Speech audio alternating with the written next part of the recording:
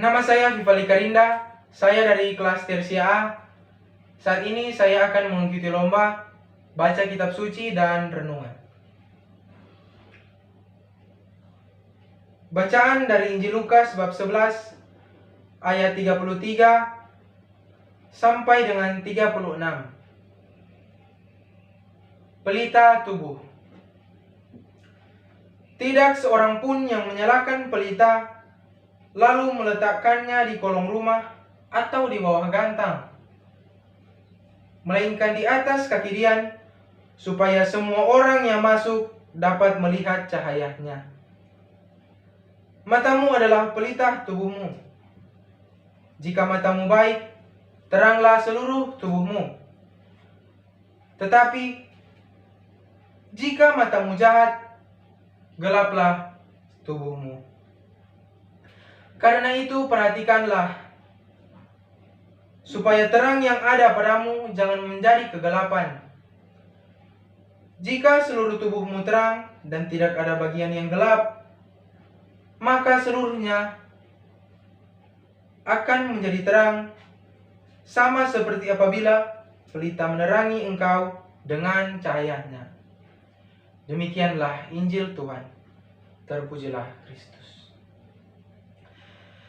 Saudara-saudari yang terkasih, rekan-rekan seminaris, para panitia Xavier Competition, khususnya seksi liturgi, selamat pagi, selamat sore, selamat malam, dimanapun Anda berada, dimanapun Anda menonton video ini.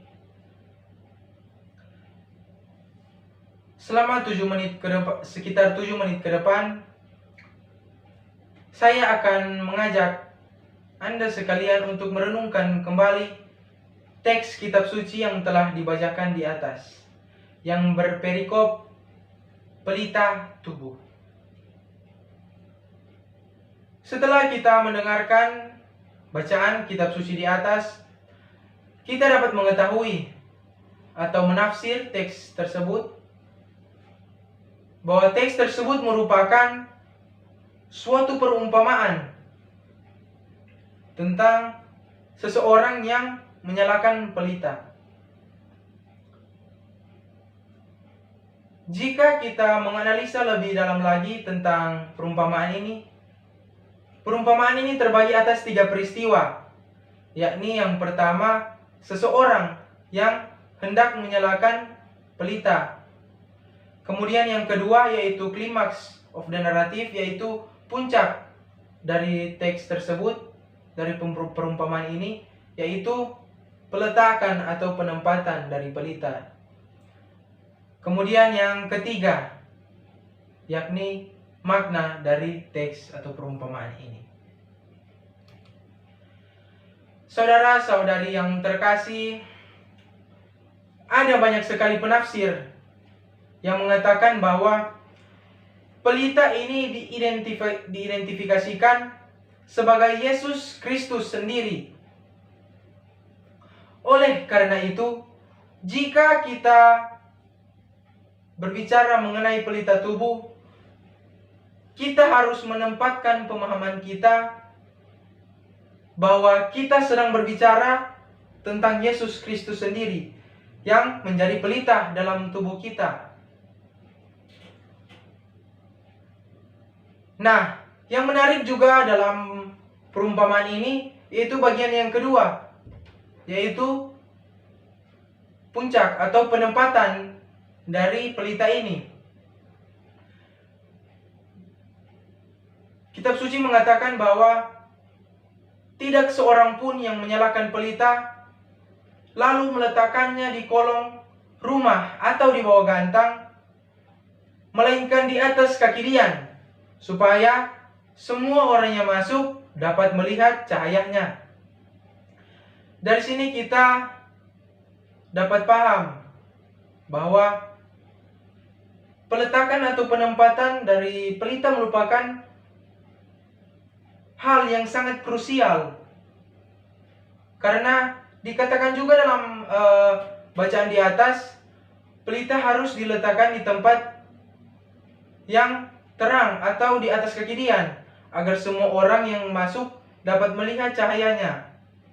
Yang berarti, jika kita menempatkan tubuh kita atau pelita yang ada dalam tubuh kita di tempat yang salah, yakni itu berarti sia-sialah pelita atau Yesus Kristus yang ada dalam diri kita.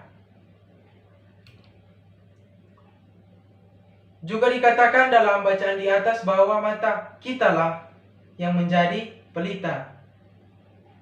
Tetapi jangan lupa bahwa karena kita adalah orang yang percaya akan Yesus Kristus, itu berarti kita telah menerima Yesus Kristus menjadi pelita atau penerang di dalam tubuh kita. Jadi itu berarti bahwa mata dan hati kita lah merupakan satu-satunya sumber cahaya atau pelita, yakni Yesus Kristus sendiri. Kenapa kita harus meletakkan pelita ini dalam hati dan mata kita, yakni meletakkan Yesus Kristus ke dalam hati dan mata kita? Karena kita sebagai orang yang percaya, itulah pedoman hidup kita. Karena itulah sumber terang dan sumber cahaya bagi kehidupan kita, terlebih kehidupan rohani kita, agar kehidupan kita lebih terarah kepada hal-hal yang baik. Saudara-saudari yang terkasih, menerima Yesus Kristus dalam diri kita, itu berarti kita harus membuka diri kita, membuka hati, membuka mata kita, agar Yesus dapat masuk ke dalamnya. Sehingga Yesus pun menjadi pelita dan sumber cahaya bagi hidup kita.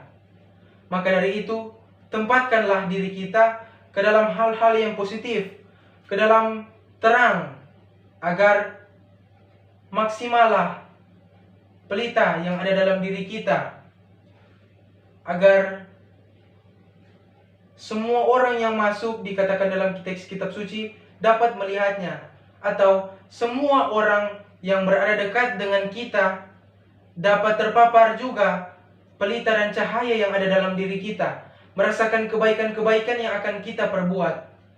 Namun melainkan jika kita menempatkan tubuh kita atau menjerumuskan diri kita ke dalam kegelapan atau hal-hal yang negatif, maka sia-sialah pelita yang ada dalam diri kita, yang berarti kita telah membuang atau menyia-nyiakan Yesus Kristus yang berada dalam hati kita. Semoga demikian.